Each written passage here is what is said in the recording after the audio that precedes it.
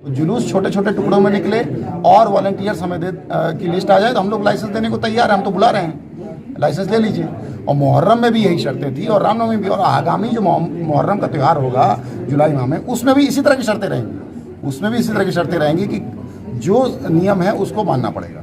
नियम से बाहर हम लोग अलाउ नहीं करेंगे। नहीं, देखिए, दिशा निर्देश बहुत क्लियर है कि शर्तों का पालन करके लाइसेंस ले सकते हैं। जिले में अभी तक 7 लाइसेंस हमने निर्गत भी किया है और कहीं कोई दिक्कत नहीं है। बस आप वॉलंटियर का नाम दीजिए, क्योंकि बड़ी संख्या में लोग आएंगे तो वॉलंटियर्स रहने चाहिए जो उनको कंट्रोल करेंगे, माइक जो होल्ड करेंगे या लोगों को लाइन से ले जाएंगे। तो इसके लिए मांगा गया है और अभी भी कोई लाइसेंस देंगे शर्तों का पालन करके तो उनको हम लोग निर्गत करेंगे और परमिशन देंगे।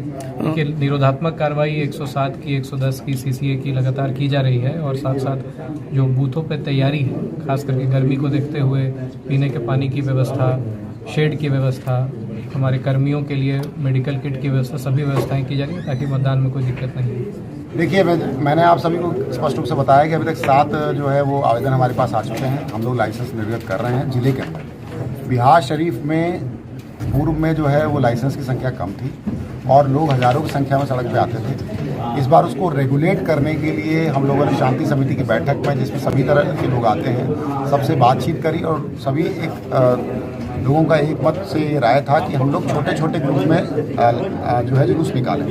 तो ये एक नंबर आया कि 200 आदमी पर एक जुलूस निकलेगा। अगर मान लीजिए कि 2000 आदमी आते हैं तो उनको 10 जुलूस लाइसेंस लेना पड़ेगा और अगर 20,000 आते हैं तो 100 लेना पड़ेगा। ये था। तो उससे ये होगा कि हम लोग वॉलंटियर्स हमारे पास रहेंगे तो हमारे लिए रेगुलेट करना आसान होगा। जो शर्तें प्रशासन बनाती है उन शर्तों तक हम लोग सही तरीके से पहुँचा पाएंगे लोगों को और उन शर्तों को हम लोग सही तरह से जो है धरातल पर ला पाएंगे। यही हमारा उद्देश्य है। अगर 2 लाख लोग सड़क पर जो है जुलूस में भाग लेना चाहते हैं तो उनका स्वागत है। हम लोगों को उस हिसाब से जो है वॉलंटियर्स चाहिए और वॉलंटियर्स जो है वो प्रशासन की मदद के लिए है, ना कि प्रशासन उनको कोई परेशानी करने वाला है। हमारी मदद के लिए हैं। हम उनसे कांटेक्ट में रहेंगे, उनसे बात करेंगे और जो शर्तें हैं, शर्तें क्या हैं कि डीजे नहीं बजेगा, हथियार का प्रदर्शन नहीं होगा, शस्त्र नहीं लहरा जाएगा, तलवार नहीं प्रयोग में लाई जाएगी, लाठी नहीं प्रयोग में लाई जाएगी। इन शर्तों को हम लोग ला पाएँ, समय से जुलूस निकले, समय से जुलूस समाप्त हो।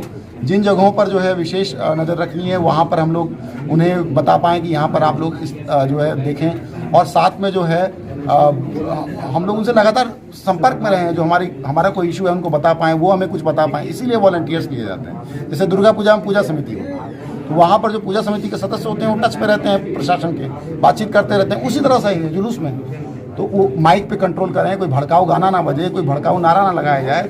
इसीलिए वॉलंटियर्स खड़े किए जाते हैं। इसलिए हम लोग वॉलंटियर्स की लिस्ट मांग रहे हैं, ना कि उनको कोई परेशान करने के लिए हरास करेंगे। ये हमारा उद्देश्य नहीं है। तो जुलूस छोटे छोटे टुकड़ों में निकले और वॉलंटियर्स हमें की लिस्ट आ जाए तो हम लोग लाइसेंस देने को तैयार हैं। हम तो बुला रहे हैं, लाइसेंस ले लीजिए।